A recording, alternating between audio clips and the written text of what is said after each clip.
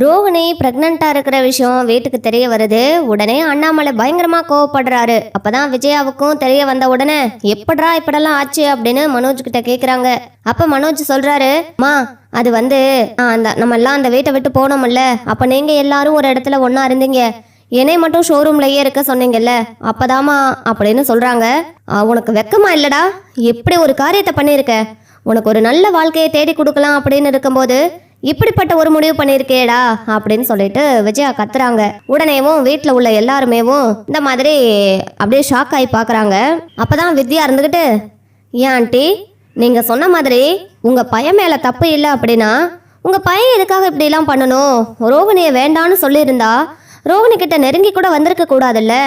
அப்போது உங்கள் பையனுக்கு விருப்பம் இதில், உங்களுக்கு மட்டும்தான் இதில் விருப்பம் இல்லை, உங்களுக்காக மட்டுமே உங்கள் பையன் ரோகிணியை வேண்டான்னு சொல்கிறாரு அப்படின்னு வித்யா சொல்கிறாங்க. உடனேவோ இங்கே பாரு, ஏன் புள்ள அப்படி இருக்க மாட்டான் அப்படின்னு விஜயா சொல்கிறாங்க.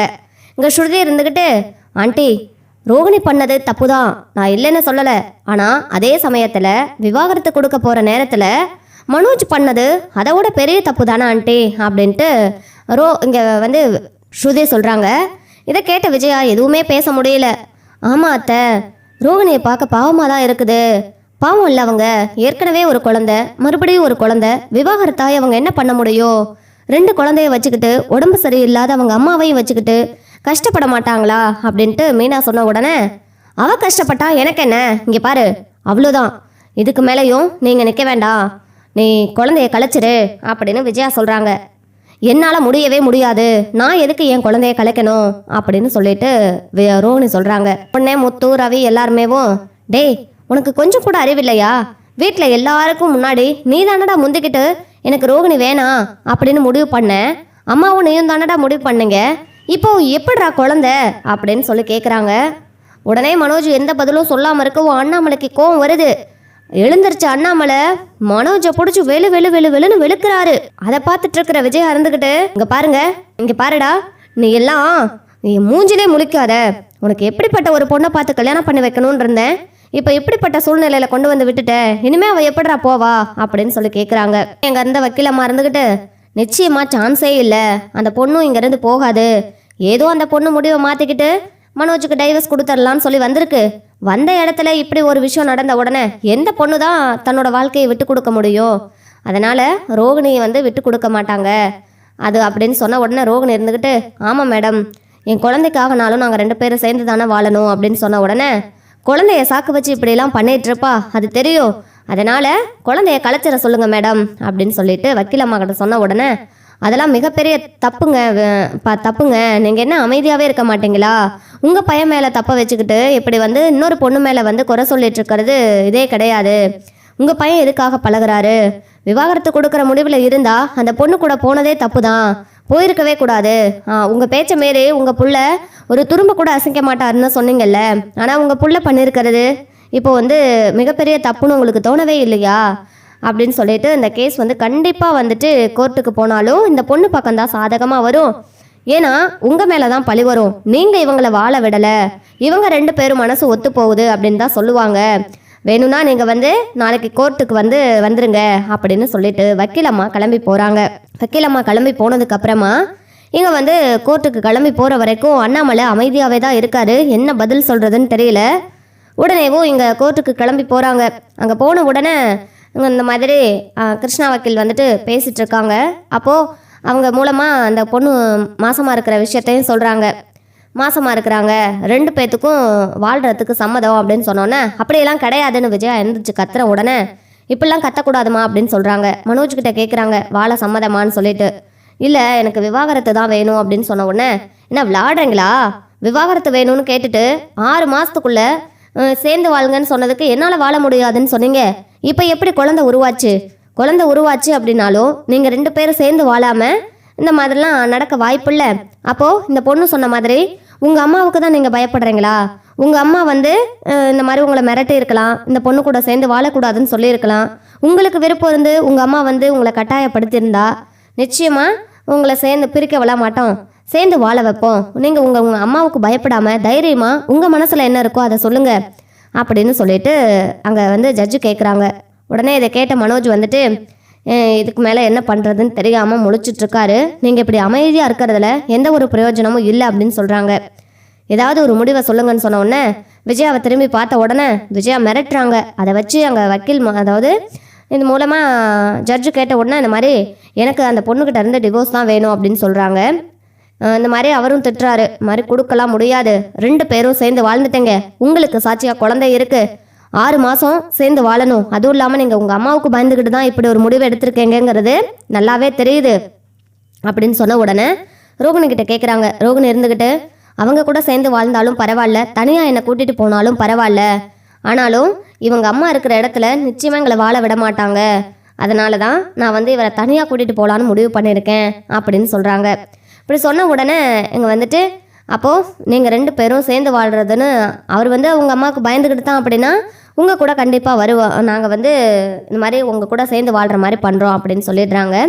அதுக்கப்புறம் கோர்ட்டில் ரோகிணிக்கு சாதகமாகவே தீர்ப்பு அமைஞ்சிடுது. அதுக்கப்புறமா தான் வீட்டுக்கு விஜயா வராங்க.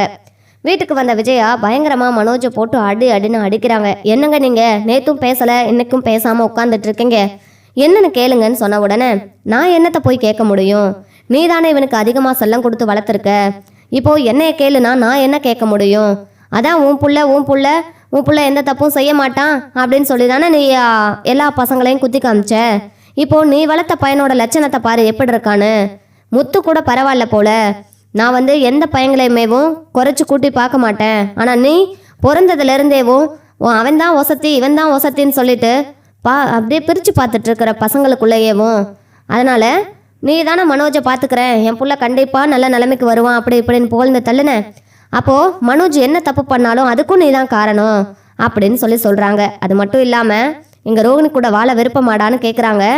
எனக்கு டிவோர்ஸ் தான்ப்பா வேணும்னு சொன்ன உடனே மனோஜ் பலார்னு ஓங்கி கன்னத்தில் விடுறாரு.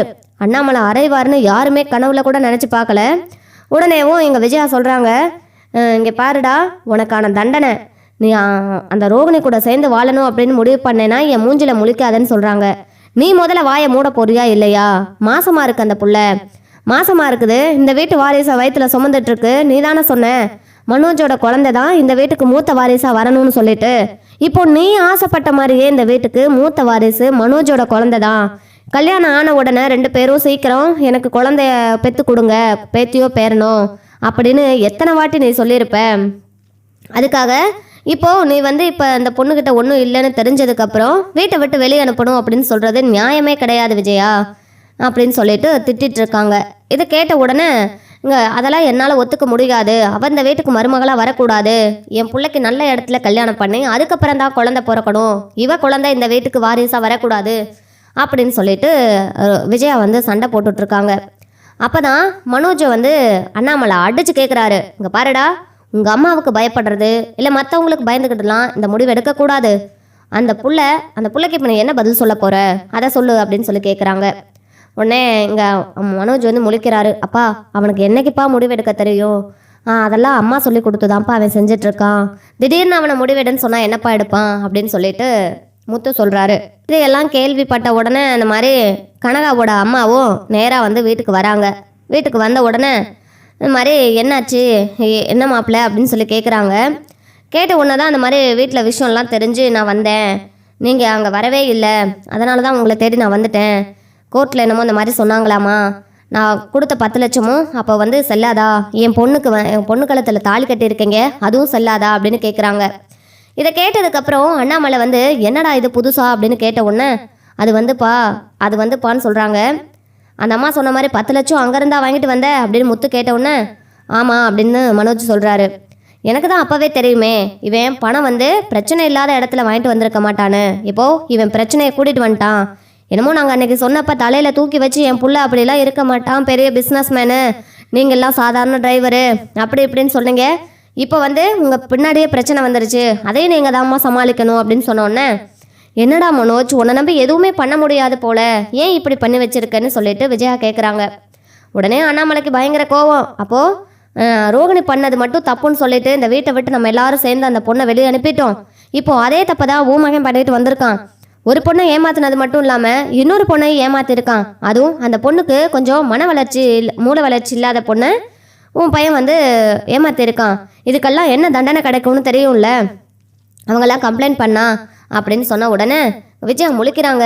இதுக்கு எல்லாத்துக்கும் காரணம் நீதான். அவனுக்கு வந்து இப்படி ஒரு கெட்ட எண்ணத்தை அவன் மனசுல உருவாக்குனது, பணம் பணம் பணம் பணம்னு அவன் மனசுல எல்லாத்தையும் உருவாக்குனது எல்லாமே நீதான். அப்போ இவனை அடிக்கக்கூடாது, ஃபர்ஸ்ட் ஒன்னை தான் அடிக்கணும் அப்படின்னு சொல்லிட்டு எங்க விஜயாவை இனிமே இந்த வீட்டில் நீ இருக்க வேண்டாம். வீட்டில் கடன் வாங்கி வச்சு முத்து மீனா தலையில பாரத்தை ஏற்றிட்டேங்க. ரெண்டாவது அவனுக்கு சப்போர்ட் பண்ணி முத்துவையும் மீனாவையும் இலக்காரமாக பேசுகிறேங்க. இனிமே நீ உனக்கு இந்த வீட்டில் இடம் கிடையாது. 3 பசங்களையும் வந்து ஒரே மாதிரி பார்க்குற மாதிரி இருந்தா நீ எத்தனை வாட்டி சொல்லியிருப்பேன் ஒரே மாதிரி பாரு அப்படின்னு சொல்லிட்டு. இனிமே நீ பார்க்குற மாதிரி இல்லை, நீ எங்கிட்டாவது போ, இந்த வீட்டில் உனக்கு இடம் இல்லை. அப்படி இந்த வீட்டில் தான் இருப்பேன்னு சொன்னால் மொத்த கடனை ஏற்றுக்கிட்டு இந்த வீட்டில் நீ கட்டிக்கோ, நாங்கள் எல்லாரும் வெளியில் போகிறோம் ஏன் அப்படின்னு சொல்லிட்டு விஜயா வீட்டை விட்டு அனுப்புகிறாரு. உடனே இங்கே அண்ணாமலை மனோஜை ஓங்கி அடிச்சு, இனிமே உனக்கும் இந்த வீட்டில் இடம் கிடையாது, உங்கள் அம்மா கூடயே நீயும் போ, 2 பொண்ணுங்களோட வாழ்க்கையும் கெடுத்துருக்க, பத்தாத்துக்கு உனக்கு பிறக்க போகிற குழந்தையும் வேண்டாம், எனக்கு டிவோர்ஸ் தான் வேணும் அப்படின்னு சொல்லிட்டு கொஞ்சம் கூட ஈவிரக்கல்லாமல் நீ நடந்துக்கிற.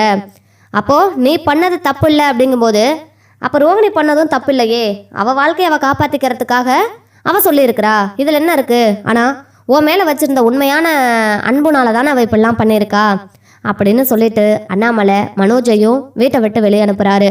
2 பேரும் வீட்டுக்கு வெளியே அழுதுகிட்டே நிற்கிறாங்க.